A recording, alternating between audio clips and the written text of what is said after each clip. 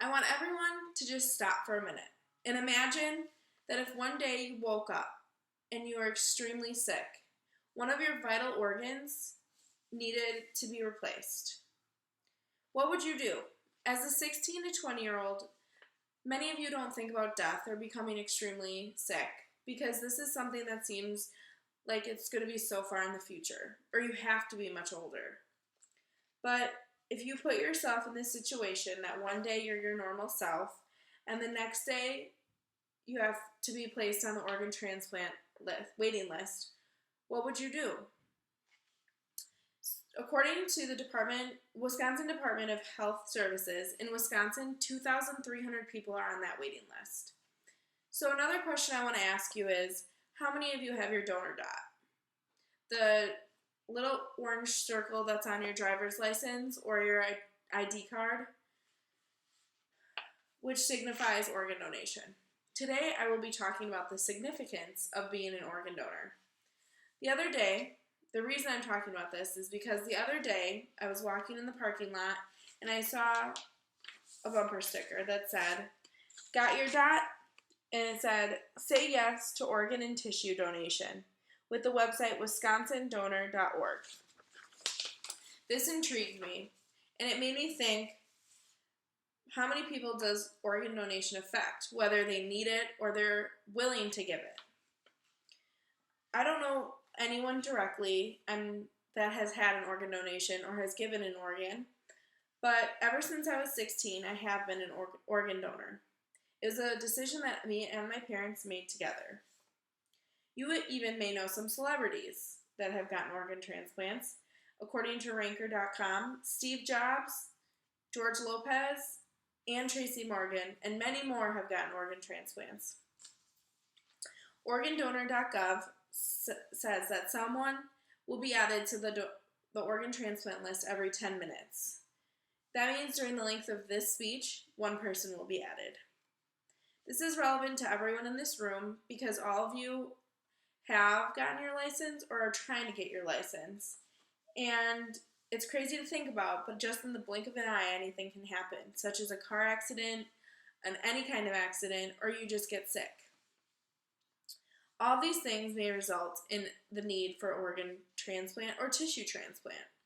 So today, I will talk about the problem of there not being enough organ donors, the cause to that problem, which is usually people believing the many myths of organ donation, and a solution, which can help you come upon steps to becoming an organ donor.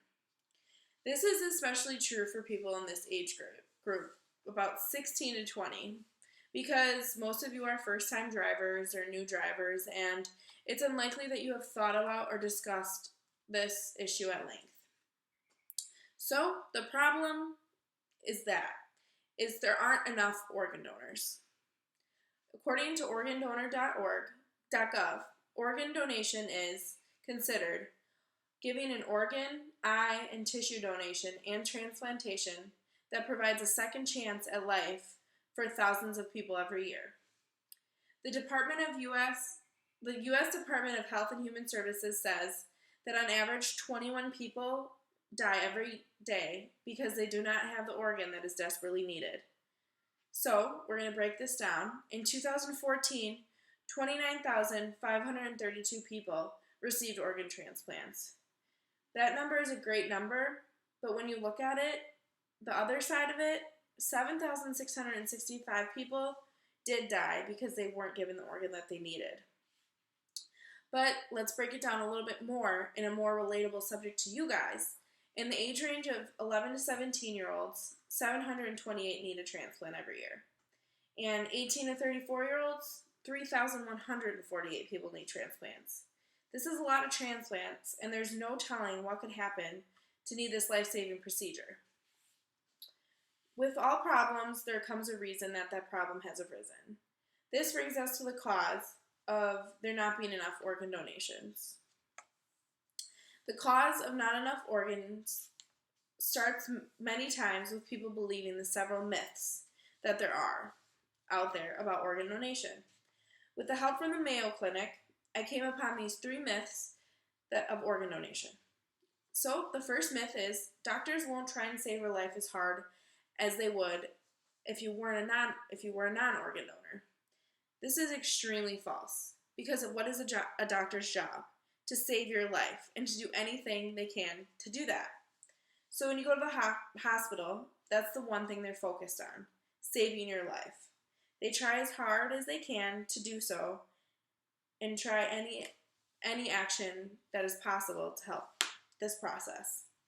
According to organdonation.gov, once the medical team has tried all possible life-saving techniques and the patient has not responded to any of them, a physician will then perform multiple tests multiple times to test for brain damage.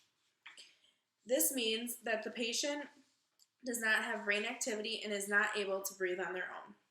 Brain death is irreversible. The second myth is an open casket funeral isn't an option for people who are donors. This is false because you are fully clothed during an open casket funeral, and because there are several ways to create a normal body image when organs, tissues, bones, and other body parts are gifted. This is the job of the mortician, and they have many different techniques to make you look presentable. And my last myth is I'm underage, such as I'm under the age of 18. I'm too young to make this decision, or sometimes people just think they're too young to be an organ donor. But if you are 18 and you wish to contribute, your parents can consent to this process. And the other side of this myth, any and all organs are needed. You can't be too old or too young. Age is not too much of an issue with organs as long as they are healthy. So, believing that your life isn't as important as anyone else's, thinking your family won't be able to have an open casket funeral in remembrance of you, and lastly, your organs are not good enough, are all myths that are a part of organ donation. With with the problem and cause of not having enough donors, there's always a solution. And today, you guys, 16 and 20-year-olds, can be a part of that. The solution is you can become an organ donor or organ sponsor. To help answer the problem of not enough organs for transplant, there are two different ways you can help. You can help give the gift of life by enrolling as a donor. You can do that in two different ways as well. You can sign up online at donorregistry.wisconsin.gov. It's also easy to Google these instructions. Or you can sign up at the DMV in person when filling out the form for a Wisconsin driver's license or Wisconsin ID card. All you have to do is check the box that indicates you wish to donate. An example from my life enrolling as a donor is my grandma. When she passed away, she believed that someone else should be able to live life to the fullest with the help from her organs. So that's just what she did. When she passed away, she donated all of her organs, tissue, and cornea. So the next way that you can help give the gift of life is going to be by being an advocate, talking to others, and informing them. When enrolling as a donor, it's important that you inform your friends and family of your wish and decision, and maybe even throw it out there that they should think about being one. Just talk to them, because many people don't think about it all the time, and they aren't informed. So, it doesn't matter how you do it, at the DMV, online, or just talking to those you know about it. It matters that you do it. Giving the gift of life is a priceless contribution that you should be proud of and want to let others know that you're a supporter of. Today, we went over all the problems and causes of there not being enough organ donors, and I gave you a solution to try and help reach the answer to that problem. 21 people could use your help today. Your decision could give them hope for another chance at life. So think about the next time someone asks you, do you have your donor dot? I hope your answer will be yes.